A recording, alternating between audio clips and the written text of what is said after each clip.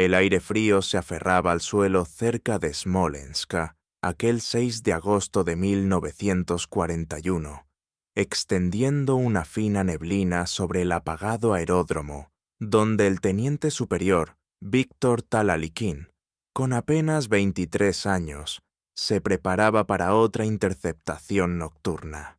Los vapores de aceite flotaban desde los cobertizos de reparación cercanos, mezclándose con el olor punzante de la hierba quemada que había quedado tras bombardeos anteriores. Los motores de los cazas estacionados murmuraban como animales inquietos esperando ser liberados, con sus pieles metálicas todavía tibias por los frenéticos despegues del día anterior. Víctor avanzaba entre la penumbra con un paso rígido y calculado, con los músculos doloridos tras noches sin dormir, pasadas dentro de la cabina o dormitando sobre cajas de combustible. Los mecánicos se hicieron a un lado cuando él subió a su maltrecho I-16, una máquina marcada por semanas de combates brutales. El cristal de la cúpula vibró levemente cuando lo cerró, insinuando los impactos anteriores que el fuselaje había soportado por poco. Dentro de la cabina, estrecha y asfixiante, el aire resultaba pesado y cargado de gasolina, sudor y caucho chamuscado. Sus dedos se posaron sobre los mandos, firmes pero tensos, porque sabía que el sistema de armamento había fallado 2 veces en las últimas 24 horas. Las ametralladoras podían funcionar, o podían traicionarlo otra vez en el peor instante. La oscuridad cambió sobre las copas de los árboles mientras rodaba hacia la pista. Una única bengala ardía a lo lejos, trazando una línea anaranjada sobre el campo y reflejándose débilmente en las palas de la hélice. Cada segundo de aceleración transmitía una vibración más profunda por todo el fuselaje, con el motor tosiendo antes de encontrar su ritmo. Una ráfaga súbita de viento sacudió las alas, recordándole lo frágil que era en realidad aquel aparato. Aún así, el caza se lanzó hacia arriba, ascendiendo hacia un cielo manchado por incendios lejanos, donde los bombarderos alemanes habían pasado solo unas horas antes. Más arriba, las nubes se abrieron para mostrar un tenue corredor iluminado por la luna. Víctor empujó el acelerador, notando cómo el avión se esforzaba por ganar altitud. El sudor le humedecía el cuello a pesar del frío, y su corazón golpeaba contra las correas del arnés con un ritmo constante y nervioso. Moscú quedaba muy atrás, vulnerable y estremecida tras incursiones aéreas implacables que habían dejado barrios enteros ardiendo durante la noche. Cada piloto sabía que otro ataque pesado podía paralizar las reservas de munición o prender fuego a los depósitos de combustible vitales para sobrevivir. Un zumbido tenue le llegó desde el oeste, bajo y rítmico, como una marea mecánica deslizándose por la oscuridad. Controló la respiración y se dirigió hacia el sonido, consciente de que decenas de motores podían estar escondidos más allá del horizonte. La bruma plateada se hizo más densa a su alrededor hasta que aparecieron siluetas, formas lentas y voluminosas que cruzaban la noche en formación silenciosa. Guiando su caza, se acercó más, con los contornos de los bombarderos haciéndose más nítidos a cada latido. La primera ráfaga de trazadoras enemigas pasó rozando su cúpula, pintando la oscuridad con breves líneas rojas. Su avión tembló cuando se lanzó bajo la formación, buscando un hueco antes de que alcanzaran las afueras de Moscú. Las ametralladoras de sus alas estaban cargadas, pero no tenía garantía alguna de que respondieran. Pasó el guante por la escarcha que empezaba a formarse en el interior del cristal y apretó la mandíbula con una calma silenciosa y decidida. El cielo frente a él se llenó de metal enemigo, y cada instinto dentro de su cuerpo se tensó. Víctor avanzó de todos modos, entregándose por completo a lo que estuviera a punto de ocurrir. Las primeras semanas de la invasión alemana golpearon a la aviación soviética con una fuerza implacable, dejando regimientos enteros destrozados, antes incluso de que muchos pilotos pudieran llegar a sus aviones. El olor a caucho quemado, aluminio chamuscado y el amargor del combustible derramado permanecía sobre pistas destrozadas donde cientos de cazas yacían volcados o derretidos sobre el asfalto. Cada mañana comenzaba con humo, arrastrándose sobre campos que antes servían para ejercicios de entrenamiento y que ahora estaban marcados por cráteres y fragmentos dispersos de hélices retorcidas por el calor de explosiones repentinas. Los pilotos que sobrevivían a los ataques en tierra se lanzaban al aire en máquinas remendadas, con las pocas piezas que aún quedaban intactas. Los viejos I-15 e I-16 sufrían frente a las formaciones alemanas modernas que avanzaban en cajas compactas y escalonadas. Aquellas formaciones creaban muros de fuego defensivo capaces de destrozar a los interceptores antes de que alcanzaran siquiera una distancia de tiro eficaz. Los informes de los aeródromos de primera línea registraban pérdidas tan profundas que muchos escuadrones apenas podían reunir unos pocos aparatos en condiciones de volar. Las tripulaciones de tierra trabajaban toda la noche a la luz de lámparas de queroseno, con las manos manchadas de aceite y polvo, mientras intentaban reparar alas deformadas por las ráfagas enemigas. A pesar del caos, las órdenes del mando seguían exigiendo una adhesión rígida a doctrinas ya superadas. A los pilotos se les ordenaba conservar la munición, mantener rutas de aproximación estándar y evitar cualquier táctica considerada derrochadora. Quizá esas directrices hubieran tenido sentido en tiempos de paz, pero el cielo sobre Moscú se había convertido en un corredor de llamas. Los bombarderos G-111 se deslizaban por los huecos de la red defensiva soviética con una precisión inquietante, guiados por tripulaciones entrenadas para navegar guiándose por el sonido y las sombras. Sus motores resonaban sobre la capital casi cada noche, dejando caer cargas que destruían almacenes, reservas de combustible y barrios enteros que dormían bajo el resplandor de los incendios. La cobertura de radar seguía siendo limitada, obligando a los observadores a depender de puestos acústicos y destellos de luz lunar para detectar incursiones enemigas. Muchas alertas llegaban demasiado tarde, dejando a los interceptores despegando a toda prisa solo para encontrarse rodeados de aviones alemanes. La unidad de Talalikin, ya mermada por el desgaste, recibió misiones de interceptación nocturna para las que casi no tenían práctica. La oscuridad engullía sus rutas de aproximación, dejando a los pilotos ciegos salvo por siluetas fugaces que parpadeaban entre las nubes. Su confianza se debilitaba cada vez que ascendían hacia misiones en las que sabían que muy poco los separaba del desastre. La amenaza más desmoralizadora venía de las propias máquinas.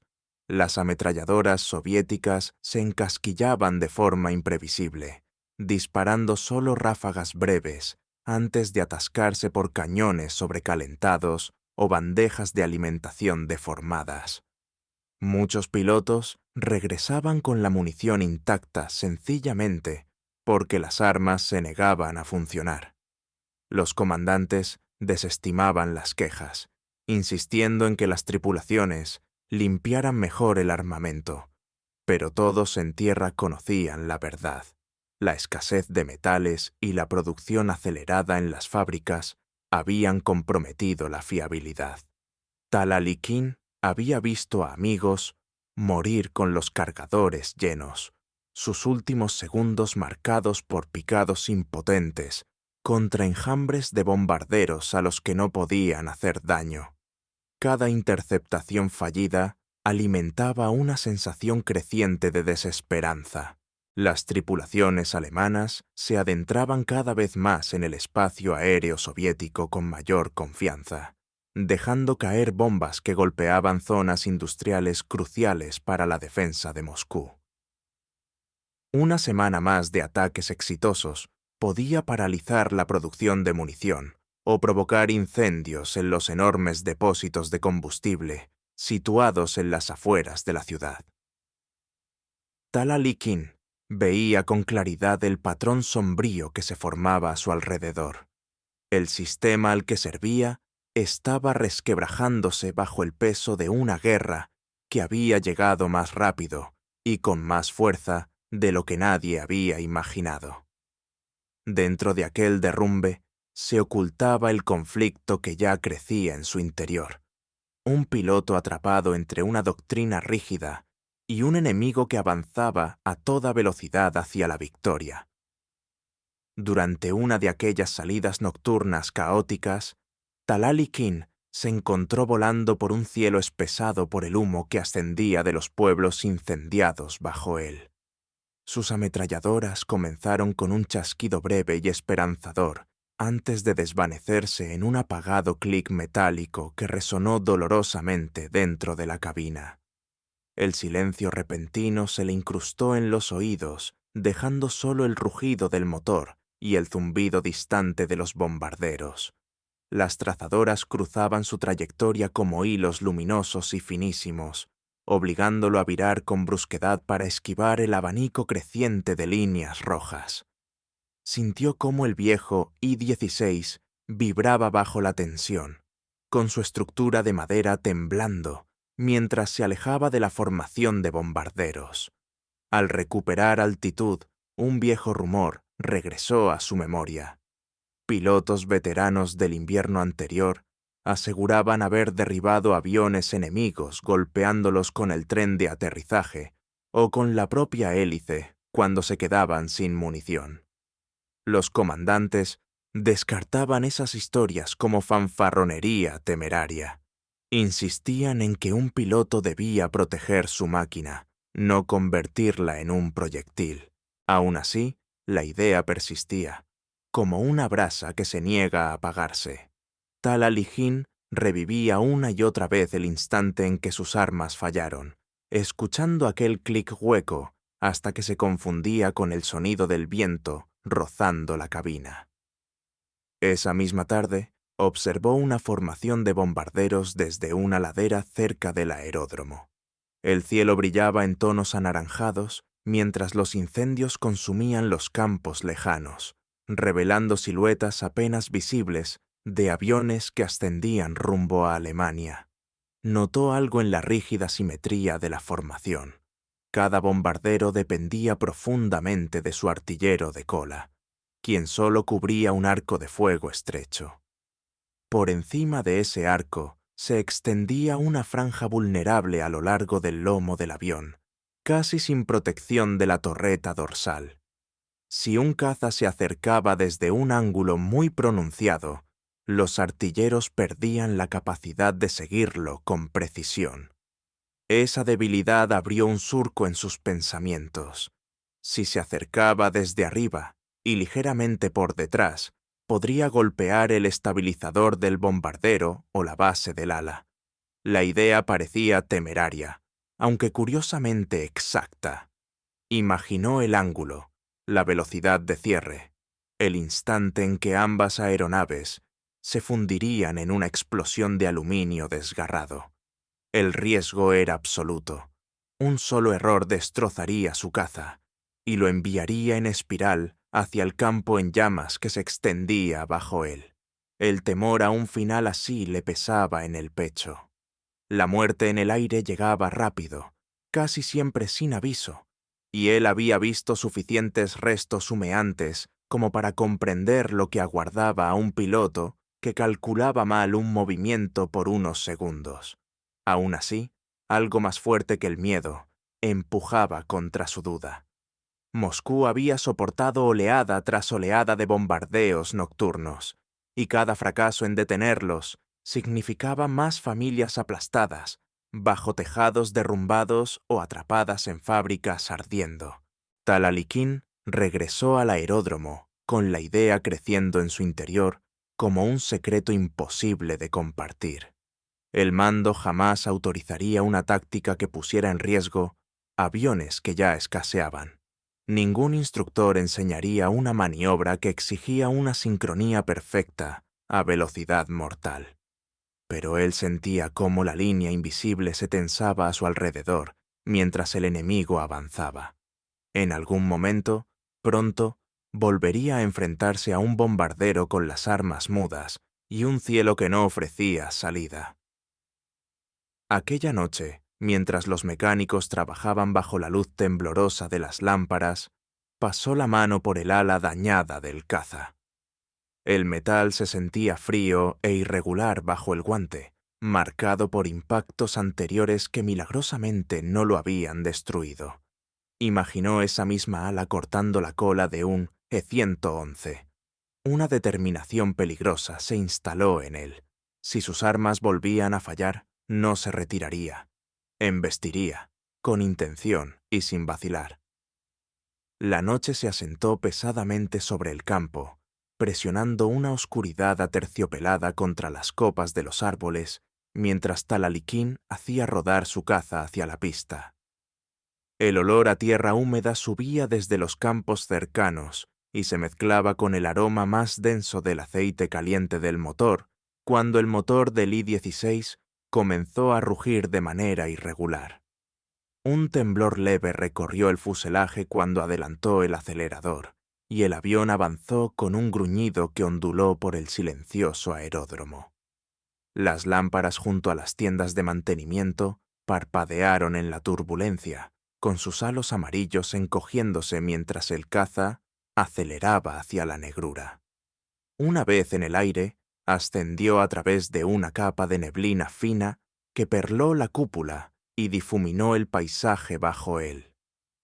La radio chisporroteó con informes breves y entrecortados de los observadores en tierra que habían avistado una formación de bombarderos moviéndose hacia el noreste a baja altitud. Talalikin ajustó el rumbo, sintiendo cómo el avión se esforzaba mientras exigía más potencia a su motor exhausto. El frío se filtraba por sus guantes, entumeciéndole los dedos mientras aferraba la palanca de mando. Cada exhalación formaba una nube tenue que ascendía hacia la cúpula antes de ser barrida por las vibraciones del fuselaje. A las 2:20 superó la última franja de nubes y los vio, siluetas oscuras deslizándose por el cielo iluminado por la luna en formación suave y deliberada.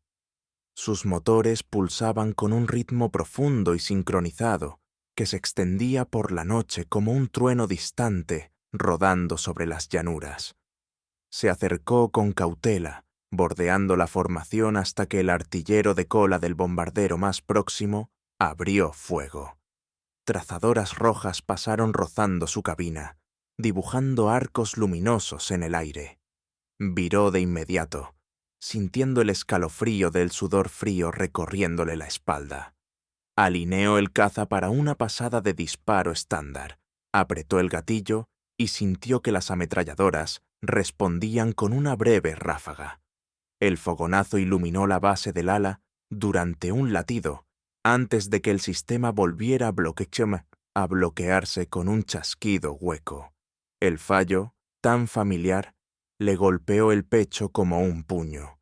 Sus manos se tensaron en los mandos mientras se apartaba, dejando que el bombardero pasara por debajo de él, mientras trataba de liberar el atasco con golpes rápidos y mecánicos. Nada cambió. Las armas siguieron muertas, ancladas a las alas como peso inútil. El momento que había imaginado en aquella ladera regresó de pronto con una claridad abrumadora. Inclinó el caza hacia arriba, ascendiendo por encima de la formación de bombarderos hasta que la luz de la luna bañó la superficie curvada del ala. El viento rugía contra el marco de la cabina mientras él viraba con brusquedad, colocándose para el ataque que solo él sabía que estaba dispuesto a ejecutar. Su primera aproximación fue demasiado rápida y tuvo que abortarla antes de que el punto de impacto se alineara. El segundo intento lo arrastró peligrosamente cerca de la estela turbulenta del bombardero, sacudiendo el I-16 con tal violencia que los dientes le castañaron. Controló el avión y lo intentó de nuevo. Esta vez se entregó por completo, empujando el morro hacia abajo en un picado controlado que situó la punta del ala a centímetros del estabilizador de cola del bombardero. La colisión estalló en una lluvia de fragmentos metálicos que encendieron la noche con chispas. El E-111 se ladeó bruscamente, con su estabilizador izquierdo arrancado de cuajo. Las llamas brotaron de la línea de combustible rota, mientras el bombardero caía en una espiral cada vez más amplia, desapareciendo entre las nubes bajo él. El impacto sacudió el caza de Talaliquín, casi volteándolo por completo. Luchó contra el giro repentino con movimientos rápidos y precisos, obligando al avión tembloroso a recuperar el vuelo nivelado. El motor titubeó una vez antes de volver a estabilizarse, dejando solo el olor áspero de pintura chamuscada filtrándose en la cabina. Había logrado lo imposible. Estaba vivo, y el bombardero no. Talaliquín descendió tambaleándose de la cabina al amanecer, con el horizonte teñido por una bruma rojiza y pálida que se aferraba a la línea de árboles como si fuera humo rezagado. Los mecánicos corrieron hacia el I-16 dañado, con las botas crujiendo sobre la grava cubierta de escarcha, mientras rodeaban el caza en un silencio atónito. La superficie del ala mostraba marcas profundas, donde el metal se había deformado durante la colisión, dejando bordes desgarrados, lo bastante filosos como para atrapar la luz de la mañana. Combustible quemado y aceite caliente salían del motor que aún se enfriaba, impregnando el aire con un olor metálico y denso que se adhería a cada respiración. En cuestión de horas, la noticia del choque nocturno se extendió por todo el regimiento.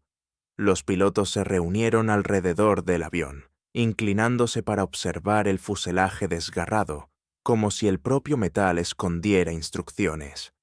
Algunos examinaban los daños con admiración cautelosa, mientras otros movían la cabeza ante la audacia necesaria para sobrevivir a semejante impacto. Las conversaciones se volvieron más intensas, mezclando miedo, alivio y curiosidad, hasta que los oficiales intervinieron para restaurar el orden. Los rumores llegaron al cuartel divisional antes del mediodía, impulsados por informes urgentes que describían una colisión aérea deliberada en lugar de un golpe accidental. Hacia media tarde, ingenieros superiores llegaron en un camión, pisando la pista con carpetas sujetas bajo los abrigos. Pasaron sus manos enguantadas por el ala dañada, murmurando cálculos mientras el viento agitaba herramientas dispersas y lonas de lona. Uno de ellos golpeó repetidamente la base del ala, señalando cómo la estructura de madera había absorbido el impacto sin desintegrarse. Otro midió el ángulo de la fractura, declarándolo sorprendentemente soportable bajo ciertas condiciones. Sus voces se hicieron más animadas al debatir posibilidades de refuerzo, aunque la escasez de aluminio y contrachapado ya saturaba todas las fábricas. Cuando los informes llegaron a Moscú, los analistas del alto mando comenzaron a redactar memorandos de emergencia que describían la maniobra como una posible intercepción de último recurso. Los instructores de vuelo reescribieron con rapidez secciones de los manuales para el combate nocturno, añadiendo párrafos discretos sobre aproximarse a los bombarderos desde arriba, en ángulos pronunciados. Estas adiciones circularon de manera extraoficial al principio, pasando de mano en mano como si fueran contrabando. Los pilotos practicaban el método durante ascensos diurnos, utilizando líneas de tiza dibujadas en el suelo de los hangares para visualizar los vectores de aproximación. Los aeródromos resonaban con motores acelerando en ráfagas breves, cada prueba enviando vibraciones por el terreno como una artillería lejana. No todos recibieron bien la táctica. Algunos comandantes la condenaron como una improvisación peligrosa que desperdiciaba aviones valiosos. Señalaban la escasez de producción, recordando a las tripulaciones que perder un caza podía significar semanas de espera para reemplazarlo. Aún así, los argumentos parecían débiles frente al número creciente de interceptaciones exitosas atribuidas a maniobras desesperadas. Pilotos de regimientos vecinos visitaron la base de Talalikin para estudiar el caza de primera mano. Llegaban oliendo a queroseno y sudor, con los trajes de vuelo manchados de hollín tras noches enteras de combate. La presión aumentó sobre las fábricas que ya trabajaban sin descanso. Las solicitudes de paneles reforzados, largueros más gruesos y soportes atornillados llegaron a los planificadores industriales, que luchaban por equilibrar las demandas con la escasez de materias primas. Talleres enteros vibraban con tensión mientras los obreros soldaban nuevas piezas bajo el resplandor de arcos eléctricos que pintaban las paredes de azul. Las chispas llovían sobre los bancos de trabajo, proyectando sombras danzantes que revelaban la magnitud de la crisis. Pese a todos los obstáculos, la táctica siguió extendiéndose entre las unidades, silenciosa, urgente, inevitablemente. Lo que había empezado como la apuesta de un solo piloto comenzó a transformar el pensamiento de escuadrones enteros. Cada modificación, cada ajuste en el entrenamiento, acercaba un poco más a la defensa aérea soviética a una estrategia nacida de la necesidad y no de la doctrina. Y con cada nueva noche, los bombarderos seguían llegando. Las nubes manchaban el cielo sobre el embalse de Istra en la noche del 24 de agosto, formando sombras oscuras y dentadas que flotaban sobre los bosques como cortinas desgarradas. El aire se sentía extrañamente cálido, cargado con el olor de incendios lejanos y el pesado residuo de combustible quemado que se asentaba sobre la tierra. Talalikin aguardaba dentro de su remendado I-16, mientras los técnicos ajustaban los últimos pernos del refuerzo del ala, con sus herramientas tintineando con dureza bajo el resplandor de un único reflector. El avión parecía agotado, con la pintura deslucida manchada de hollín, pero aún respondía con un zumbido tembloroso y familiar cuando el motor tosió al ponerse en marcha. A las 23:40, el primer informe alcanzó el aeródromo, una formación de bombarderos inusualmente densa aproximándose desde el oeste, volando bajo para ocultar sus motores bajo el viento nocturno.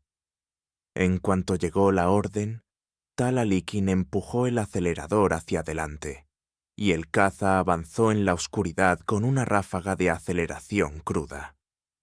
El aire frío inundó la cabina cuando las ruedas se separaron de la pista. La cúpula vibró, y un silbido tenue recorrió el fuselaje, abriéndose paso entre el crescendo del motor. Ascendió con firmeza, sintiendo cómo el avión se esforzaba bajo el peso de tantas reparaciones acumuladas. El olor a humo se intensificó al alcanzar la altitud adecuada. Un arco brillante de llamas parpadeaba muy abajo, donde los pueblos ardían tras ataques anteriores. Sobre la neblina, los bombarderos emergieron en formación amplia, y sus luces de navegación revelaron por unos instantes filas de estructuras plateadas avanzando como un solo organismo mecánico. Sus motores emitían un trueno bajo y rodante que reverberaba en sus costillas. Talalikin Estabilizó la respiración y se deslizó hacia la posición correcta, situándose en el borde de la formación con la precisión de quien ha ensayado el instante en silencio una y otra vez. Obtuvo una mínima ventaja cuando el bombardero más cercano se desvió ligeramente de su alineación.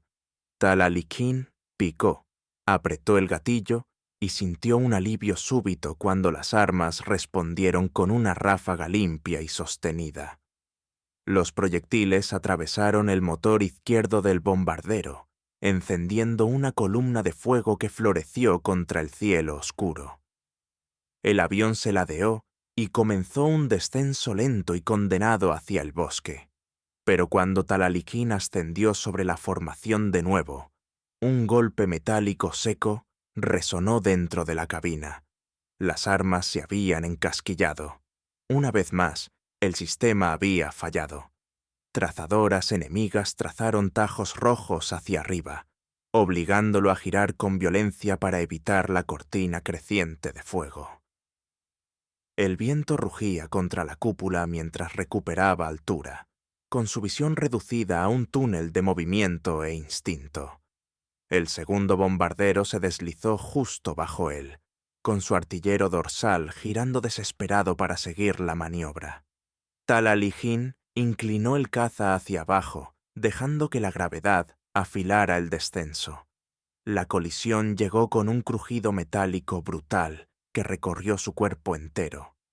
El ala del bombardero se abrió de golpe, liberando una llamarada que dispersó fragmentos en el cielo. Su caza giró bruscamente hacia un lado, perdiendo el equilibrio cuando una ola de turbulencia golpeó el ala izquierda.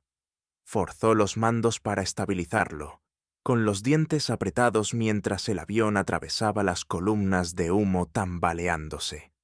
Otro bombardero apareció frente a él, apenas iluminado por los restos ardientes a su espalda.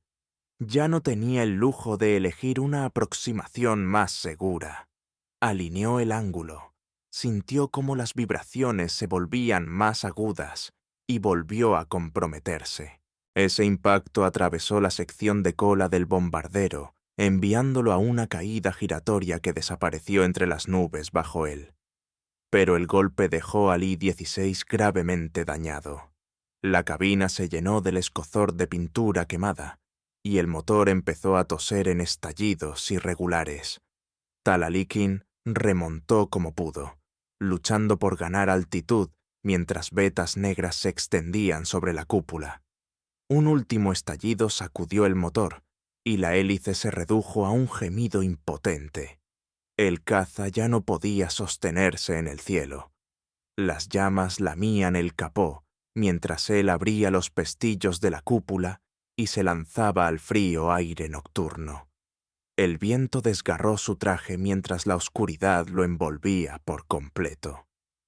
El paracaídas se abrió con un chasquido violento que le sacudió la columna, dejándolo descender lentamente mientras los aviones en llamas caían a su alrededor como estrellas que se derrumbaban. Tal Ali-Keen golpeó el suelo con fuerza, el impacto recorriendo sus piernas como una descarga y arrancándole el aire del pecho. La hierba húmeda rozó sus guantes mientras intentaba estabilizarse, con la tierra aún tibia bajo él por las brasas dispersas que caían desde el cielo en llamas. El humo se extendía bajo sobre los campos, dejando un sabor amargo y metálico en su boca con cada respiración. Una explosión distante rodó por la noche, haciendo caer algunas chispas encendidas desde las copas de los árboles cercanos. Se desprendió del arnés del paracaídas y escuchó el rugido amortiguado de los motores, alejándose hacia el horizonte. En pocos minutos, haces de luz barrieron la oscuridad mientras las patrullas soviéticas corrían por los campos en busca del piloto caído. Las linternas titilaron entre los troncos antes de que un par de soldados emergiera de las sombras, con los uniformes cubiertos de polvo y hollín. Lo reconocieron al instante y lo guiaron hacia un camión que lo esperaba, con el motor vibrando en un ritmo irregular. Dentro de la cabina, el aire olía a gasolina y lana mojada, y los asientos temblaban con cada bache del camino de tierra. Talalikin apoyó la cabeza contra la ventanilla, observando el cielo oscurecerse mientras los incendios se desvanecían lentamente detrás de él. Al amanecer, los oficiales se reunieron alrededor de una mesa de mapas dentro de una caseta improvisada de mando. Los informes de los observadores situados a lo largo del embalse confirmaban al menos 3 bombarderos destruidos y otro que desapareció tras la línea del bosque, dejando una estela de humo. Algunos testigos aseguraban que un cuarto había perdido altura después de la última colisión, aunque el lugar del impacto aún no había sido localizado. Cada declaración añadía un filo tenso al ambiente dentro de la caseta. Los comandantes se inclinaban sobre el mapa, murmurando con una urgencia contenida, mientras el significado de los sucesos de la noche se asentaba sobre ellos. Talalikin estaba sentado cerca, sobre una caja de madera, envuelto en una manta con un tenue olor a grasa de motor. Su cuerpo palpitaba con dolores sordos, pero su expresión permanecía calmada, casi distante, como si siguiera suspendido sobre el embalse en llamas. Un sanitario limpiaba los cortes de su mejilla, retirando el hollín que se aferraba obstinado a la piel. Él escuchaba las discusiones sobre los resultados del ataque, con las voces de los oficiales subiendo y bajando como olas, chocando contra una costa rocosa. La noticia se extendió rápido por el regimiento. Los pilotos se acercaron durante toda la mañana. Algunos le ofrecían felicitaciones breves. Otros lo observaban con incredulidad ante la magnitud de lo que había logrado. Sus rostros reflejaban una mezcla de admiración y desasosiego. La idea de embestir un bombardero ya no era rumor ni acto aislado. Se había convertido en una táctica demostrada, una que implicaba riesgos terribles para cualquiera que volara. Cada nueva versión de la batalla nocturna parecía más densa, dejando a su paso una tensión que se adhería al aire como el humo después de una explosión. Los informes oficiales avanzaron por la cadena de mando con una rapidez inusual. El personal de defensa aérea en Moscú asoció sus acciones con la interrupción del bombardeo, señalando que los depósitos de munición destinados a ser destruidos habían sobrevivido sin daños. Los planificadores industriales calcularon que incluso un único ataque frustrado podía haber salvado miles de toneladas de suministros esenciales. Sus estimaciones transformaron la apuesta de Talalikin en algo mayor, una interrupción estratégica en un momento en que cada instalación superviviente resultaba vital. La inteligencia alemana interceptó fragmentos de la historia al amanecer. Sus analistas registraron el aumento repentino de pérdidas y se esforzaron por identificar la causa. Al comprender que los pilotos soviéticos habían empezado a utilizar colisiones deliberadas, la reacción dentro del mando de la Luftwaffe se tornó inquieta. Hitler, enfurecido por el efecto psicológico que tales relatos podían provocar, prohibió, según se decía, cualquier mención del nombre de Talalikin en los partes militares. El silencio se convirtió en política oficial. Talalikin no escuchó nada de esto directamente. Permaneció en su litera, mirando la lona del techo mientras el olor a desinfectante recorría el barracón. No sentía ni triunfo ni temor, sino una conciencia pesada y tranquila de que la guerra había cambiado a su alrededor. La batalla nocturna había alterado más que el curso de una sola incursión. Había abierto un nuevo camino, uno trazado por el riesgo, la desesperación y una determinación capaz de desgarrar el metal en pleno vuelo. Y los pilotos a su alrededor entendían ese camino ahora, lo quisieran o no. Semanas después de los ataques por embestida, Talalikin regresó al aire con un nuevo avión, aunque las horas de vuelo que registraba se volvieron más breves y tensas, a medida que el otoño de 1941 descendía sobre el frente. Las mañanas traían el olor de hojas húmedas y metal frío, mientras el retumbar distante de la artillería recorría los bosques como un pulso inquieto.